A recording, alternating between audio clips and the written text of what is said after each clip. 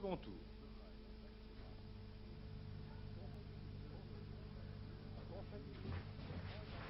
Conseil des ministres, aide à l'emploi et aux entreprises.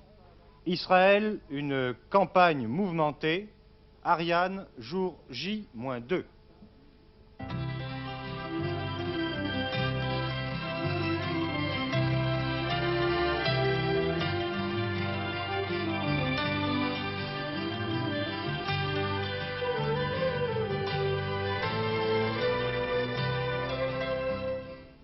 Bonsoir, je vous prie d'excuser ce petit incident technique au moment de la lecture des titres.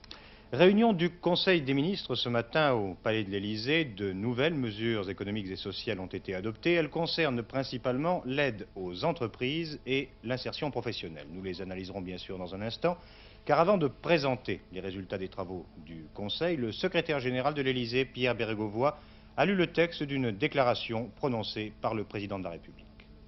Par son vote du 10 mai, le peuple français m'a confié la charge d'engager notre pays sur la voie d'une nouvelle politique. C'est ce qui a été fait dans tous les domaines et dans la mesure où la Constitution le permettait par le gouvernement. Le 14 juin, un nouvel élan a été donné. Je suis persuadé que les Françaises et les Français ne s'arrêteront pas là.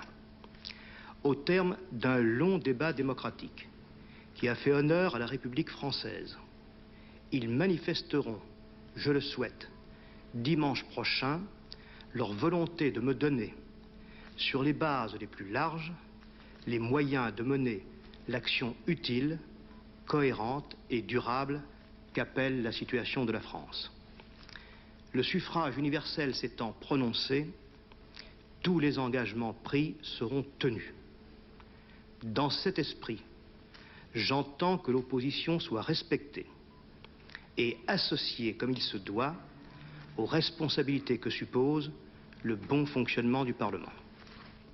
Les principales mesures adoptées ce matin, elles concernent donc l'aide aux entreprises, l'accès au crédit sera facilité, et l'insertion professionnelle. 6 milliards seront consacrés à ces dispositions qui concernent environ 600 000 personnes. Le gouvernement a décidé de porter à 17 milliards l'enveloppe totale des prêts bonifiés aux entreprises. Une partie de cette somme, 6 milliards 500 millions, est réservée à des super prêts. De plus, les entreprises qui solliciteront des prêts avant le 30 septembre 81 bénéficieront de taux d'intérêt avantageux, 12,75 et 14,75%. Enfin, les comités départementaux de financement pourront accorder des avances de trésorerie à des entreprises industrielles, avances qui pourront atteindre 500 000 francs. Le deuxième train de mesures concerne l'emploi. Il permettra d'embaucher 650 000 jeunes dès septembre prochain. Parmi les dispositions adoptées, on peut citer l'exonération de la moitié des cotisations patronales à la sécurité sociale en cas d'embauche de jeunes de moins de 26 ans, le développement des contrats emploi-formation dont la durée sera allongée de 1 à 2 ans, le maintien des exonérations en faveur des apprentis et celui de la prime accordée pour l'embauche d'un premier salarié dans l'artisanat. Enfin, les jeunes femmes bénéficieront d'au moins 60% des stages et des contrats emploi-formation. Après ces mesures gouvernementales, une réaction de la Confédération des petites et moyennes entreprises. Elle y voit un effort en direction des PME, mais il reste insuffisant, ajoute le communiqué. Les dispositions concernant l'emploi ont été commentées cet après-midi par le ministre du Travail. Jean Auroux a rappelé les objectifs du gouvernement en cette matière. L'objectif que nous avons recherché, qui est celui du gouvernement depuis un mois, est de répondre à l'attente des jeunes qui espèrent, et ils sont 650 000 dans cette situation, qui espèrent que le gouvernement va répondre à leur attente en ce qui concerne un emploi à la rentrée. Et je demande aux collectivités locales, au secteur associatif, aux chefs d'entreprise, aux directions du personnel, d'ores et déjà de prendre toutes les dispositions nécessaires pour répondre au dispositif que nous venons de lancer, dans lequel l'État s'implique d'une façon non négligeable sur le plan budgétaire. Et nous pensons que les effets conjugués de l'augmentation du pouvoir d'achat par le biais du SMIC et de la revalorisation d'un certain nombre de prestations, par le biais des aides que nous avons mises en place pour les entreprises, et notamment les petites et moyennes entreprises, et ce dispositif pour l'emploi des jeunes élargi à d'autres catégories devrait normalement stabiliser une courbe inquiétante de l'emploi et nous pensons dans les 2 ans renverser la tendance. Par ailleurs, 3 nominations sont intervenues ce matin au Conseil des ministres. Pierre Marion, à la tête du SDEC, c'est le service de contre-espionnage, il succède à Alexandre de Maranche. Michel Cast devient président-directeur général de la Sofirad après la démission de Xavier Gouillou-Beauchamp. Enfin, l'inspecteur général de la gendarmerie, le général Jacques Boyer, devient général de corps d'armée dans la gendarmerie. L'actualité électorale, dimanche prochain, 620 candidats solliciteront les suffrages des électeurs dans les circonscriptions métropolitaines. 10 d'entre eux n'ont pas de souci à se faire, ils restent seuls en lice. On compte par ailleurs 300 duels et une élection triangulaire dans le Bas-Rhin. Et dans la perspective de ce second tour de l'élection législative, le Premier ministre Pierre Mauroy a fait aujourd'hui une déclaration à l'hôtel Matignon. Il y a eu dans le résultat de dimanche une dimension morale. Les Françaises et les Français n'ont pas cru que nous allions fermer les écoles privées, leur interdire de consulter leurs médecins de famille ou confisquer leurs terres aux agriculteurs. Et ils ont raison. Or, voici que cette campagne d'affolement rebondit entre les 2 tours, même si elle change de plan. Sous prétexte du succès électoral remporté il y a 4 jours par le Parti socialiste, les dirigeants de la droite nous répètent sur tous les tons que dimanche soir, la France va devenir un État socialiste. Dans la bouche de ceux qui fondèrent avant-hier l'État UDR ou même l'État giscardien, l'argument ne manque pas de sel. Je veux être parfaitement clair. Nous n'emploierons pas demain les méthodes dont usèrent hier contre nous les gouvernements de la Ve République. Ces méthodes viennent d'être nettement condamnées par le pays. Nous avons prouvé notre bonne foi en nous abstenant de toute chasse aux sorcières. Il en ira de même par la suite. Le pluralisme et les libertés seront non seulement respectés, mais enrichis.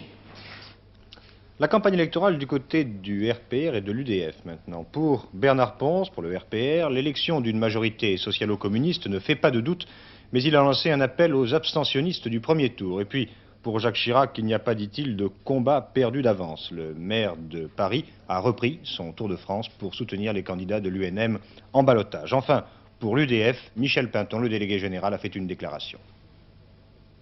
Depuis le jeudi 21 mai 1981, le nouveau gouvernement essaie de concilier l'inconciliable, relancer l'économie et en même temps défendre le franc. Concilier l'inconciliable. C'est exactement ce que nous disons maintenant depuis plusieurs mois en parlant de la politique que propose le gouvernement socialiste. Et il se trouve qu'aujourd'hui, les observateurs honnêtes, mais qui n'appartiennent pas à nos formations, disent la même chose. Alors, sans vouloir faire d'esprit partisan, je crois qu'il faut que les Français sachent aujourd'hui que la politique qui est proposée est une politique qui ne peut nous conduire qu'à l'échec économique. D'ores et déjà, les promesses qui avaient été faites aux fonctionnaires n'ont pas pu être tenues aujourd'hui. Bientôt, on verra que toutes les mesures proposées pour la relance économique ou pour l'augmentation du pouvoir d'achat ou telle catégorie sont également des mesures illusoires. Ce n'est plus seulement nous qui le disons. Et il faut que dimanche prochain, les Français nous donnent les forces nécessaires pour empêcher cette évolution catastrophique. La suite de l'actualité politique maintenant avec notre invité ce soir, Georges Lavaux, qui est directeur de la Revue française de sciences politiques et professeur à l'Institut d'études politiques de Paris. Georges Lavaux, qui est un bon analyste du Parti communiste français, auquel vous avez consacré un ouvrage, À quoi sert le Parti communiste français, un ouvrage publié chez Fayard. Cet ouvrage, vous l'avez édité à la fin de l'année dernière, à la fin de l'année 1980. Alors aujourd'hui, à la même question, à quoi sert le Parti communiste français, est-ce que vous apporteriez la même réponse ?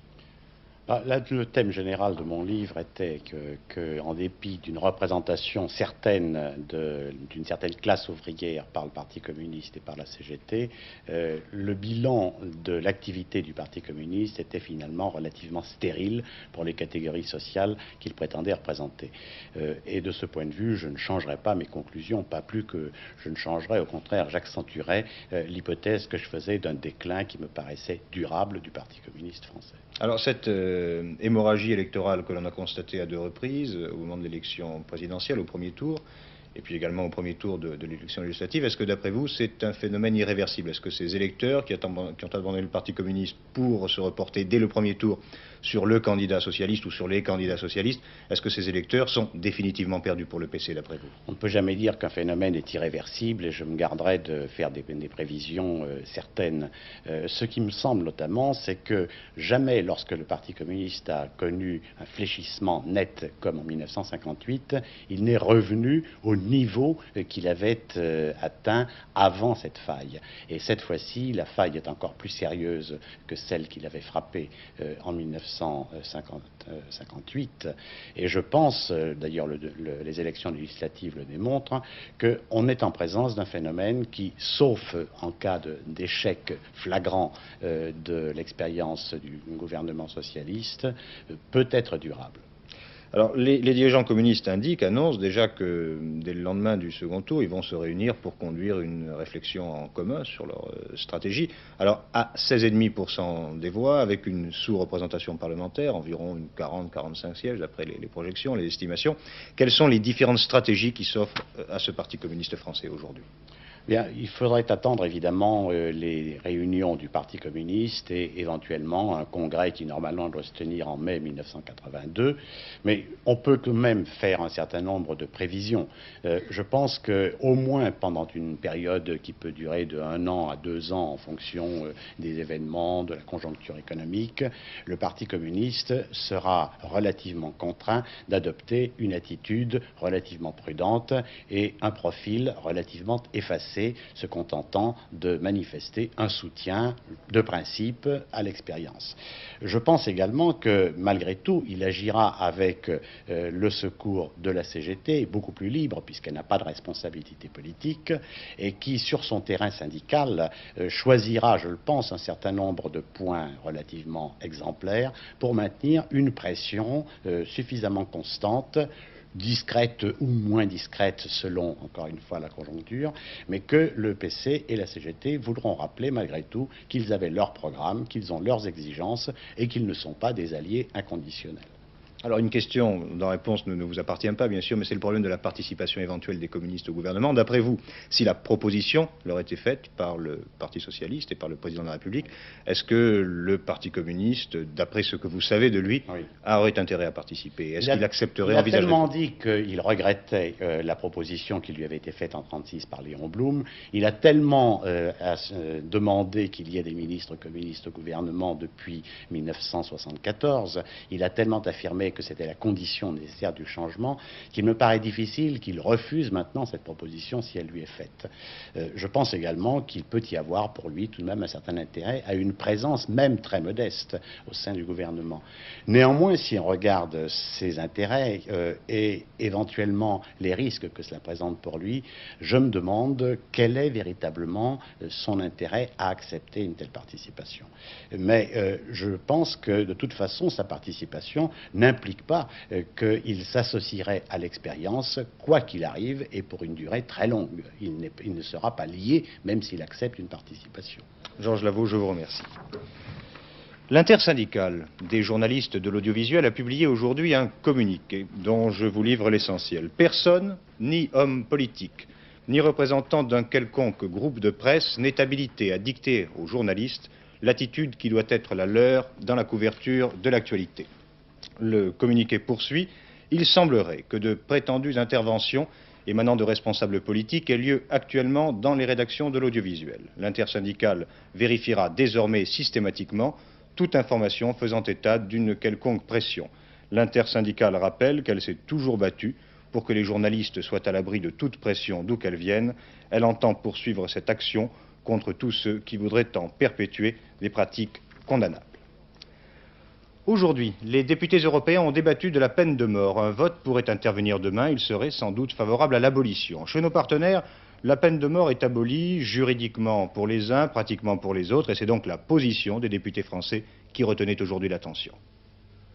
Dans l'esprit des auteurs de la résolution, il ne s'agit pas seulement d'arrêter ou d'empêcher toute exécution capitale dans les pays de la communauté, mais il s'agit aussi d'en arriver progressivement à une modification des législations là où celles-ci prévoient encore la peine de mort.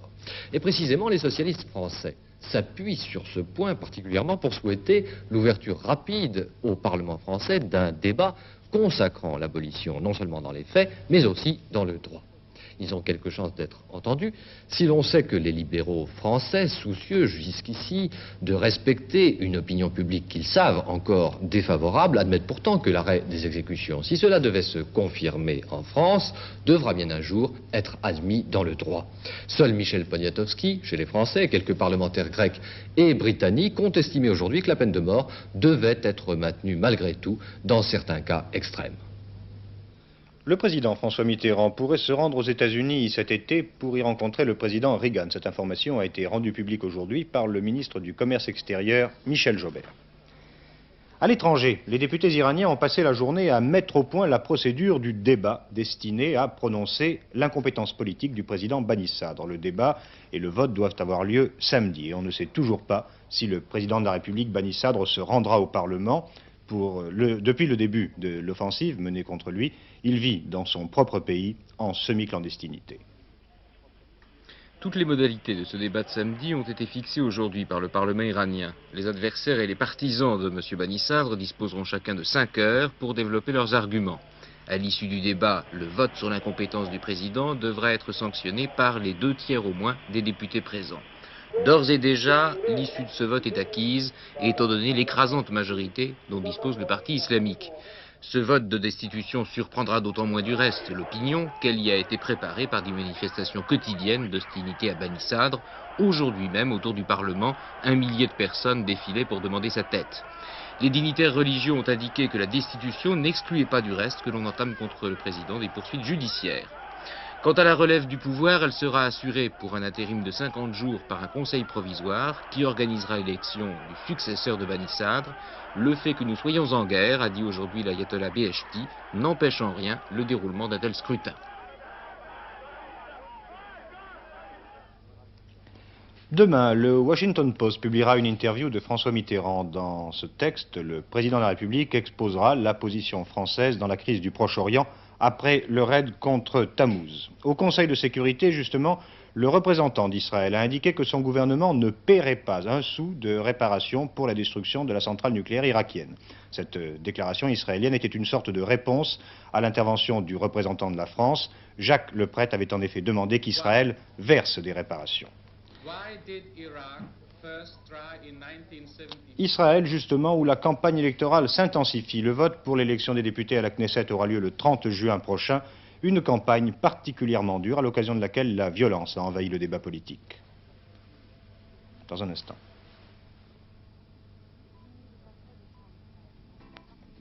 Il ne se passe pas de jour en Israël sans que le parti travailliste de Shimon Peres subisse des attaques menées par des partisans de Menachem Begin. Mise à sac répétée des bureaux de l'opposition, violences physiques exercées sur des militants. Hier encore, une femme âgée a été brutalisée après son intervention télévisée. La démocratie est en danger, affirme depuis 2 semaines Shimon Peres. Il a vigoureusement dénoncé cette violence générée par des jeunes gens. Ils reçoivent directement leurs ordres du gouvernement, a précisé le chef de l'opposition. C'est aussi l'avis de l'état-major de la police israélienne. Il vient d'indiquer qu'une grande partie de la violence électorale est organisée. Campagne virulente doublée d'une étonnante démonstration de force de la part du Premier ministre. Tous les moyens sont bons pour mener le parti du Likoud à la victoire. Au raid sur le Liban a succédé l'attaque du réacteur irakien. Ce dernier coup de force a rehaussé le prestige de Menachem Begin. Il relève la tête, donnée pendant il y a moins de 6 mois. Il est aujourd'hui le favori. C'est après-demain, le 19 juin, que la fusée Ariane sera mise à feu sur la base de Kourou. Les conditions météorologiques sont très favorables. Une revue de détail s'est révélée concluante. Le compte à rebours pourra donc commencer dès demain. Un dossier spécial Ariane préparé par Daniel Durandet.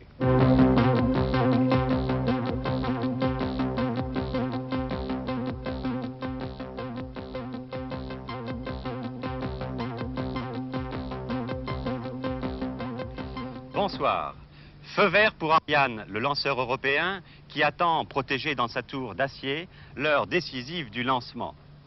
Dans maintenant moins de 12 heures va commencer ici le compte à rebours, une opération préliminaire au tir de ce 3e modèle de qualification d'Ariane. Si toutes les opérations continuent à se dérouler normalement, comme c'est le cas actuellement, le tir d'Ariane aura bien lieu comme prévu vendredi à 13h20 heure de Paris. Avant de vous présenter le but de cette nouvelle mission d'Ariane, un petit portrait de ce cap canavéral européen qui est Kourou, situé, je vous le rappelle, à 7000 km de la métropole, en Guyane française, sur la pointe nord de l'Amérique du Sud. Le centre spatial guyanais, c'est un vaste complexe moderne, s'étendant sur une large savane de 15 km de long. D'un côté, la forêt amazonienne, de l'autre, l'océan Atlantique, c'est-à-dire des possibilités de lancement tous azimuts dans le quart nord-est. Autre avantage de poids, sa position à 5 degrés nord, donc pratiquement sur l'équateur, permet de bénéficier ici de l'effet de fronde dû à la rotation de la Terre et donc de pouvoir lancer avec la même puissance des satellites 15% plus lourds qu'à Cap Canaveral. Créé il y a 13 ans, Kourou a connu des heures de gloire avec le programme Diamant et des déboires cuisants avec Europa. Aujourd'hui, l'espoir s'appelle ici Ariane, le lanceur de l'Agence spatiale européenne.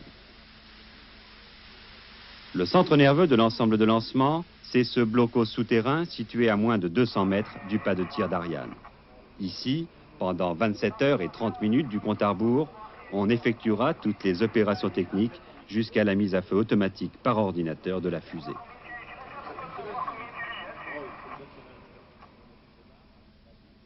À une vingtaine de kilomètres de là, la ville de Kourou, une ville champignon, tout en béton, avec, de part et d'autre, 2 petits villages peuplés d'Indiens et de Saramacas.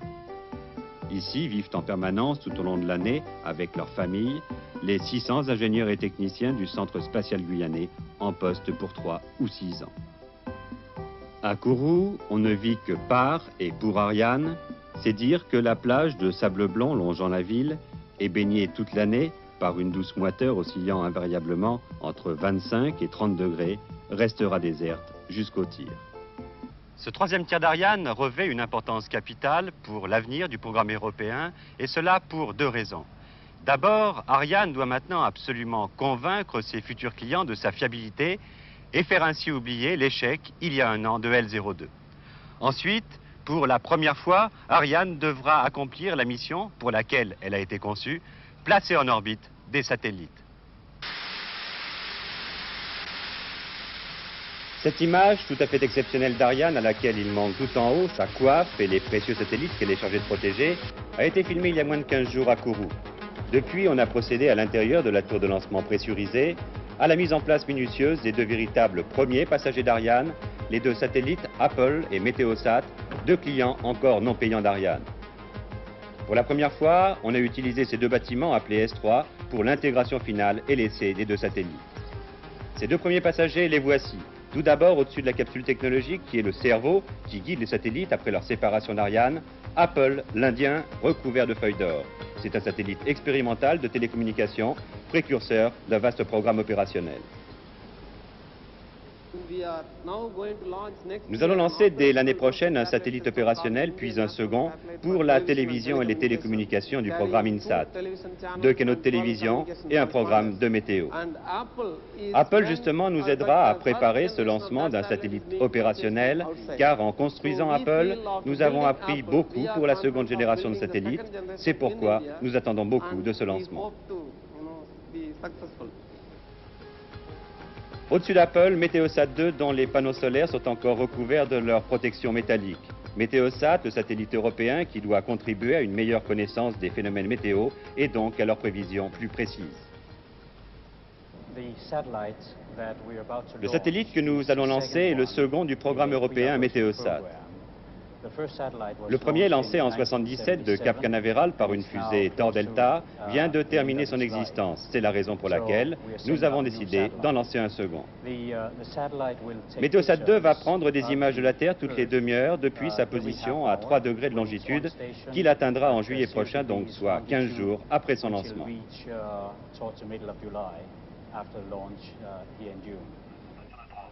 Météosat 2 sera donc situé sur le golfe de Guinée au niveau de l'équateur. Ce sera la participation européenne au programme du réseau mondial de couverture météorologique. Observant en permanence les masses nuageuses, il pourra permettre des prévisions météo raisonnables à 3 ou 4 jours avec peu de chances d'erreur. À moins de 30 heures du tir, j'ai près de moi, sur le site de lancement d'Ariane, André Paillet, le chef de mission L03. André Paillet, où en est-on actuellement, à moins de 30 heures du tir? Eh bien, nous entrons dans la phase de préparation finale du lanceur et des satellites et nous sommes prêts, ou presque. Il reste à inspecter le 3e étage, à armer le lanceur pour les différentes séparations d'étages et les commandes pyrotechniques. Et après, nous rentrons dans la chronologie proprement dite, c'est-à-dire jeudi matin. Donc, seule petite préoccupation, à la limite, le 3e étage, la pression? On n'a plus aucun doute sur le 3e étage. Nous en sommes actuellement en train de définir ses limites opérationnelles, mais tout est clair. En début de semaine, vous avez effectué la dernière répétition, appelée répétition générale. Comment ça s'est passé? Très bien passé. Je crois que là, on est satisfait sur le plan du centre spatial guyanais, du lanceur et des satellites. Là, on est très très heureux. Si vous aviez dû tirer aujourd'hui à 8h20, ça serait bien passé? Il n'y aurait eu aucun problème. Nous avions vraiment un temps excellent et les contraintes de sauvegarde étaient respectées. Donc optimisme? Très très optimiste. Je vous donne maintenant rendez-vous à demain soir. Nous serons dans le centre de contrôle du centre spatial guyanais et nous pourrons vivre ainsi ensemble les derniers préparatifs à cette nouvelle fantastique aventure européenne. Bonsoir et à demain.